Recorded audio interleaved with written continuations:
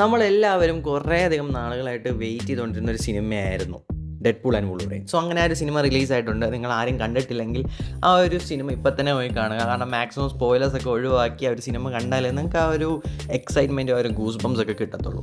So എന്താണെങ്കിലും ഈ ഒരു വീഡിയോയിലൂടെ നമ്മൾ സ്പോയിലേഴ്സിനെ കുറിച്ച് ഒന്നും നോക്കുന്നതല്ല, സിനിമയെ കുറിച്ചാണ് നമ്മൾ ഈ ഒരു വീഡിയോയിൽ നോക്കുന്നത്.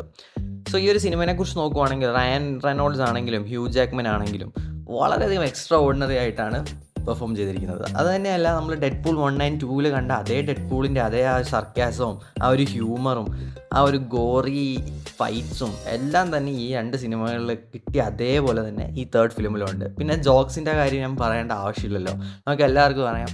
ഡെഡ്പൂൾ എന്നൊരു ക്യാരക്ടറിൻ്റെ ആ ഒരു മികവ് തന്നെ ഫോർത്ത് വാൾ ബ്രേക്ക് ചെയ്ത് നമ്മളോട് ജോക്സ് പറയുകയും പിന്നെ നമ്മുടെ സൊസൈറ്റിയിൽ നടക്കുന്ന, ഐ മീൻ റിയൽ ലൈഫിൽ റിയൽ വേൾഡിൽ നടക്കുന്ന കാര്യങ്ങളൊക്കെ ഇൻക്ലൂഡ് ചെയ്ത് അതിൽ നിന്ന് ഡാർക്ക് ജോക്സ് ഉണ്ടാക്കി അതൊരു ഫണ്ണി വേയിൽ പ്രസൻറ്റ് ചെയ്യാനൊക്കെ ഈ ഒരു സിനിമയിൽ നല്ലപോലെ ഡെഡ്പൂളിൻ്റെ ആ ഒരു ക്യാരക്ടർ ചെയ്തിട്ടുണ്ട്.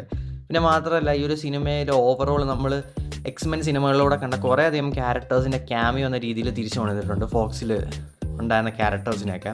പിന്നെ ഈ ഒരു സിനിമയുടെ മ്യൂസിക്കും പിന്നെ മേക്കിങ്ങും ഡയറക്ഷനും എല്ലാം ഓൾ ഇൻ ഓൾ ഒരു പെർഫെക്റ്റ് സിനിമയാണ്, ഒരു പെർഫെക്റ്റ് ഡെഡ്പൂൾ മൂവി. പിന്നെ ഷോൺ ലെവി എന്ന് പറയുന്ന ഡയറക്ടർ ഡയറക്റ്റ് ചെയ്ത ഫിലിമാണ്. മാത്രമല്ല ഈ ഒരു സിനിമയിലെ ഡയലോഗ്സിന് വളരെയധികം പങ്ക് വഹിച്ച ഒരാളാണ് റയൻ റെനോൾഡ്സ്.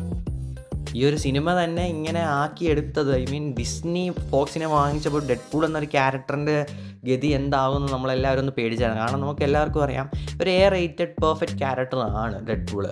സോ ഡെഡ്പൂൾ എന്നൊരു ക്യാരക്ടറിനെ PG-13 മാറ്റിക്കഴിഞ്ഞാൽ എന്താ നടക്കുക എന്ന് നമുക്കറിയാലോ. കാരണം ഡെഡ്പൂൾ അങ്ങനെ പിടി കൊടുക്കാത്ത ഒരു ക്യാരക്ടറാണ്.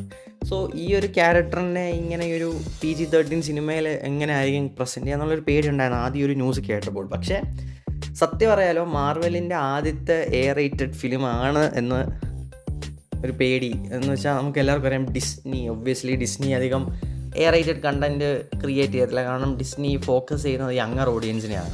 സോ ഈ സിനിമയിൽ എന്തെങ്കിലുമൊക്കെ അങ്ങനെ എന്തെങ്കിലും കുറവുകൾ വരുമോ എന്നൊരു പേടി ഉണ്ടായിരുന്നു. പക്ഷേ സത്യം പറയാലോ, ഡിസ്നി നമ്മളെ ഡിസപ്പോയിൻറ്റ് ചെയ്തിട്ടില്ല. ഈ ഒരു സിനിമ വിട്ടുകൊടുത്തേക്കുവാണ് ഡെഡ്പൂളിന് വേണ്ടിയിട്ട്. പിന്നെ പ്ലോട്ടിൻ്റെ കാര്യത്തിലോട്ട് നോക്കുവാണെങ്കിൽ വളരെയധികം കോംപ്ലിക്കേറ്റഡ് ആയിട്ടോ സ്ട്രെച്ചിങ് അങ്ങനത്തെ ഒരു പ്ലോട്ടൊന്നും അല്ല. ഒരു മാർവൽ സിനിമ കാണുന്ന ഒരു ഫീൽ ഉണ്ടായിരുന്നു. കാരണം വളരെയധികം വലിച്ചു നീട്ടുന്ന പ്ലോട്ടൊന്നുമല്ല, സിമ്പിളായിട്ടൊരു പ്ലോട്ടായിരുന്നു. ഒരു വില്ലനുണ്ട്, എല്ലാം അങ്ങനെ മേജർലി ഒരു സൂപ്പർ ഹീറോ ഫിലിം ആണെന്ന് പറയാൻ കഴിയും. കാരണം നമുക്ക് എല്ലാവർക്കും അറിയാമല്ലോ ലോഗനെ എങ്ങനെ തിരിച്ചു കൊണ്ടുവരും. നമുക്ക് എല്ലാവർക്കും അറിയാം ലോഗൻ എന്ന സിനിമയിലൂടെ ഹ്യൂ ജാക്ക്മൻ്റെ വൂൾവറൈന് ഒരു നല്ല എൻഡിങ് കൊടുത്തതാണ്. സോ ആ ഒരു എൻഡിങ്ങിൽ നിന്നും പിന്നെയും ജീവനോടെ വരിക എന്ന് പറയുമ്പം ആ ഒരു എൻഡിങ്ങിൻ്റെ പേർപ്പസ് അവിടെ പോവില്ലേ. അതുപോലെ ഒന്നും ഇവിടെ നമ്മുടെ ആ ഒരു മാറൽ അത് ചെയ്തിട്ടില്ല.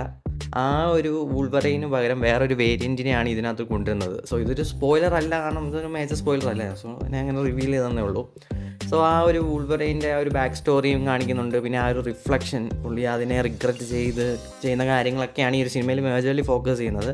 പിന്നെ മറ്റുള്ള കുറേയധികം ഡെഡ്പൂളിൻ്റെ വേരിയൻസും പിന്നെ കുറേയധികം ഫണ്ണി ആയിട്ടുള്ള സെഗ്മെൻറ്റ്സും ഈ ഒരു സിനിമയിലുണ്ട്. സോ ഓൾ ഇൻ ഓൾ ഒരു പെർഫെക്റ്റ് സൂപ്പർ ഹീറോ ഫിലിം ആണെന്നും പറയാം, ആൻഡ് ഒരു പെർഫെക്റ്റ് ഡെഡ്പൂൾ ഫിലിം ആണെന്ന് തന്നെ പറയാം.